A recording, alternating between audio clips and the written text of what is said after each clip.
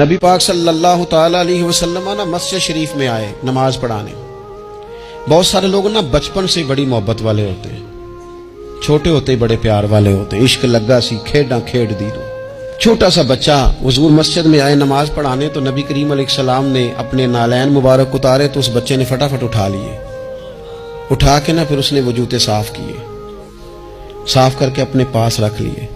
حضور نماز پڑھا کے باہر نکلے، چھوٹی سی عمر ہے، اس نے حضور کے سامنے نا وہ یوں کر کے نالین شریف رکھے، کریم رسول نے پہن لیے، حضور مسکرا کے چلے گئے۔ کیسا نصیبوں والا بچہ ہے۔ اگلی صبح پھر حضور نماز کے لیے آئے تو اس نے اسی طرح محبوب نے جوتے اتارے تو اس نے اٹھا لیے، پھر حضور کے جوتوں کو صاف کیا، پھر اپنے پاس سنبھال لیے۔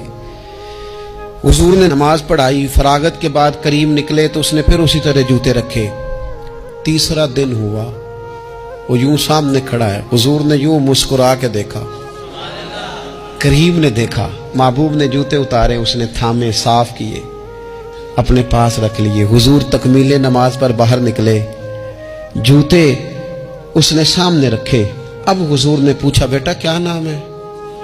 یعنی حضور نے پوچھا، نبی کریم میں نے سنا ہے وہ بن سنور کر میری عیادت کو آ رہے ہیں۔ یہ دیکھو نا، نرخ بازار محبت کا انوکھا ہی ہو گیا، نرخ بازار محبت کا انوکھا ہی ہو گیا، خود خریداروں میں شامل آ کے مولا ہو گیا۔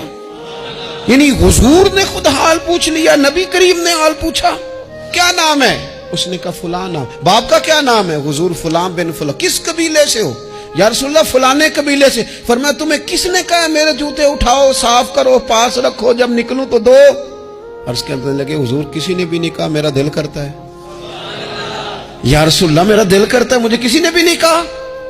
محبوب کریم نے نا وہیں کھڑے کھڑے دوبارہ رخ پھیرا مسجد کی جانب، کعبے کی جانب منہ کر کے حضور فرمانے لگے اے اللہ، یہ تجھے راضی کرنا چاہتا ہے، تو بھی اس سے راضی ہو جا۔ اے اللہ جیسے یہ میری خوشی چاہتا ہے تو بھی اسے خوش کر دے۔